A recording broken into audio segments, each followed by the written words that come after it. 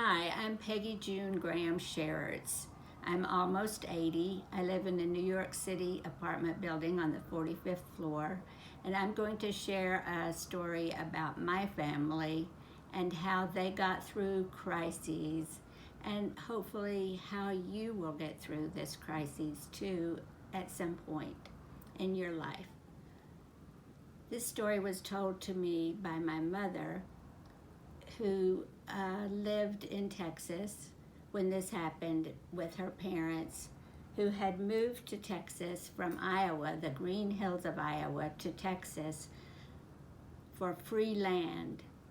It was a very lonely existence. My grandparents had a baby, and by the time this story happened, they had 4 children, and a 5th child was on the way. My grandmother was very pregnant when my grandfather got very ill with pneumonia and almost died. This was March of 1921. There were no antibiotics back then and no hospitals. However, a woman from a neighboring farm came to live at my grandparents' house, small house, and took care of my grandfather and my grandmother and saw her through the birth of her 5th child. My mother said it must have been very cold on the back porch where Mrs. Sykes had to sleep. And she had a big house with a 12-foot square bathroom, so it was a lot to give up for 6 weeks. It came time to plant the wheat, and my grandfather was too ill to move. However, one day, 48 men showed up with their tools and their horses and teams to plant my grandfather's wheat.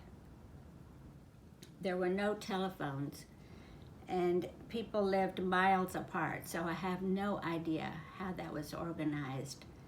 But that's what happened. Someone came out from the newspaper and took a picture of the scene in sections because there were so many men. Here's a picture that was in the paper in Plainview, Texas, where I was later born.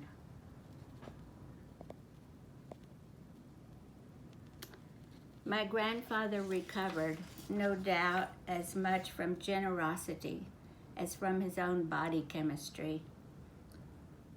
Nobody in the pioneer West could afford to care about anybody's last name or where they came from.